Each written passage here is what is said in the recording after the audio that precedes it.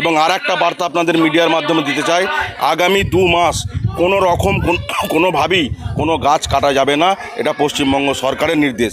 তাই এই 2 মাস কেউ কোনো রকম গাছ না কেটে বেশি বেশি করে গাছ লাগিয়ে প্রকৃতিকে বাসযোগ্য করে তুলুন। আরামবাগ বন দপ্তরের উদ্যোগে বিদ্যালয়ে পালিত হলো বন মহোৎ উৎসব। বৃহস্পতিবার গোঘাট 1 নম্বর ব্লকের ভাদুর গোপীনাথপুর প্রাথমিক বিদ্যালয়ে অনুষ্ঠিত হয় বন মহোৎ উৎসব ও অরণ্য সপ্তাহ। গোটা রাজ্য জুড়ে পালিত হচ্ছে অরণ্য সপ্তাহ। বন মহোৎ উৎসব বিশ্ব প্রকৃতির সংরক্ষণে সংকল্প গ্রহণের উৎসব। পরিবেশ সচেতনতার বার্তা দিতে এদিন বিদ্যালয়ের ছাত্রছাত্রী ও এলাকার বিশিষ্ট ব্যক্তিবর্গদের নিয়ে একটি র্যালি অনুষ্ঠিত হয়। বিদ্যালয়ের প্রাঙ্গণে বৃক্ষরোপণ কর্মসূচি করা হয়। প্রত্যেকটি গাছকে পরিচর্যা করার দায়িত্ব দেওয়া হয় বিদ্যালয়ের ক্ষুদে ছাত্রছাত্রীদের। সাথে সাথে এলাকার মানুষের হাতে তুলে দেওয়া হয় একটি করে বৃক্ষের চারা। ধামসা মাদল বাদ্যযন্ত্র সহকারে এদিনেই বৃক্ষরোপণ কর্মসূচি করা হয়। এদিন এই কর্মসূচিতে উপস্থিত ছিলেন হাওড়া বন বিভাগের বিভাগীয় বন আধিকারিক, আরামবাগের ফরেস্ট রেঞ্জার আশরাফুল ইসলাম, গোঘাট 1 নম্বর পঞ্চায়েত সমিতির বনভূমি কর্মাধ্যক্ষ সঞ্জয় খান, পঞ্চায়েত প্রধান, বিদ্যালয়ের শিক্ষক শিক্ষিকা থেকে শুরু করে এলাকার বিশিষ্ট ব্যক্তিবর্গরা। আজকের অনুষ্ঠান বলতে আজকে একটা বন মহোৎসব সম্বন্ধে অনুষ্ঠান হচ্ছে, গাছ লাগানোর মাধ্যমে এই উৎসবটা পালন করা হচ্ছে। এই ছাত্রছাত্রীদের এই অনুষ্ঠানে ভূমিকা নিয়েছে, অনেকে কবিতা, গান, নাচ বা পথচারী এ সম্বন্ধে ওরা অনুষ্ঠানটা পালন করবে। গোপীনাথপুর প্রাথমিক বিদ্যালয়, গোপীনাথপুর, চন্দনা পণ্ডিত রায়, আমি শিক্ষিকা সহ। এ বিষয়ে ফরেস্ট রেঞ্জার আশরাফুল ইসলাম বলেন, ছাত্রছাত্রী থেকে এলাকার বিশিষ্ট ব্যক্তিবর্গদের নিয়ে বন মহোৎ উৎসব অনুষ্ঠানের আয়োজন করা হয়। সকলের হাতে চারা গাছ তুলে দেওয়া হয়েছে বৃক্ষরোপণের জন্য। আপনারা জানেন যে প্রতি বছর 14 থেকে 20 জুলাই আমাদের সারা পশ্চিমবাংলা ব্যাপী বন মহোৎসব পালন করা হয়। সবুজ এর বৃদ্ধির জন্য, মানুষের মধ্যে সচেতনতা বৃদ্ধির জন্য আমরা প্রতি বছর এই কর্মসূচিটা পালন করে থাকি।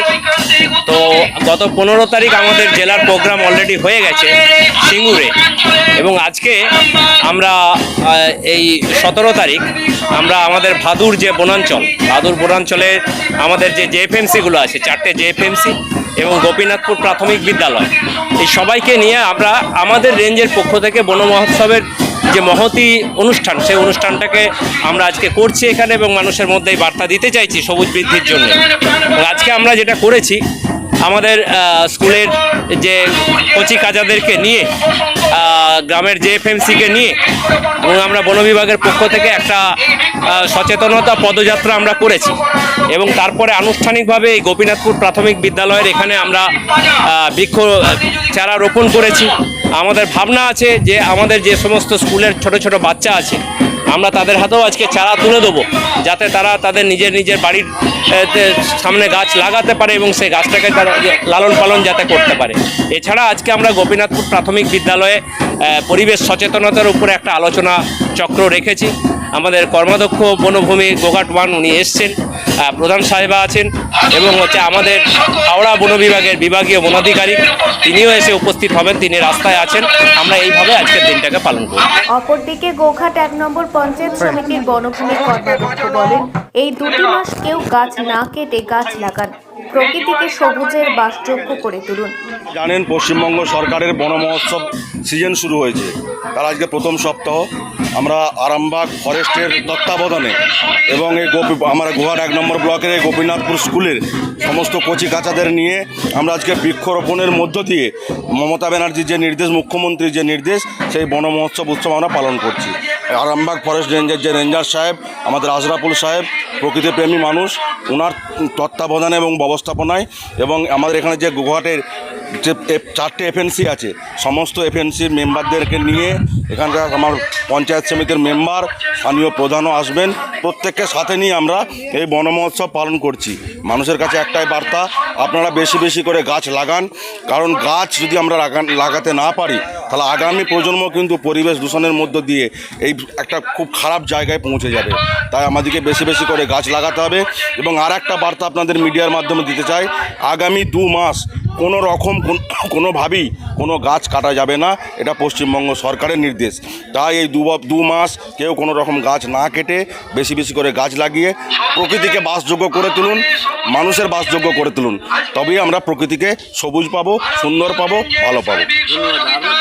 সঞ্জয় খান, গোঘাট 1 নম্বর পঞ্চায়েত সমিতির বনভূমি কর্মী। এখন আরামবাগেই রয়েছে প্রাণ আইভিএফ ফার্টিলিটি সেন্টার। নিঃসন্তান দম্পতিদের মুখে হাসি ফোটানোর বিশ্বস্ত প্রতিষ্ঠান প্রাণ আইভিএফ ফার্টিলিটি সেন্টার দক্ষিণবঙ্গের মধ্যে সর্ববৃহৎ এবং সর্বপ্রথম এআরটি গভর্নমেন্ট রেজিস্টার প্রাপ্ত আইভিএফ সেন্টার এখন আরামবাগেই। অল্প খরচে আইভিএফ পরিষেবা, বন্ধ্যাত্ব চিকিৎসার এক অভিনব অধ্যায়। প্রাণ আইভিএফ ফার্টিলিটি সেন্টার একেবারে অল্প খরচে পুরুষ ও মহিলার বন্ধ্যাত্ব পরীক্ষা, বন্ধ্যাত্ব চিকিৎসা সবকিছুই হয় আমাদের প্রতিষ্ঠানে। সুচিকিৎসার মাধ্যমে মা ও বাবা ডাক শুনতে পারবেন নিঃসন্তান দম্পতিরা। তাহলে আর দেরি কেন, আজই যোগাযোগ করুন প্রাণ আইভিএফ ফার্টিলিটি সেন্টারে।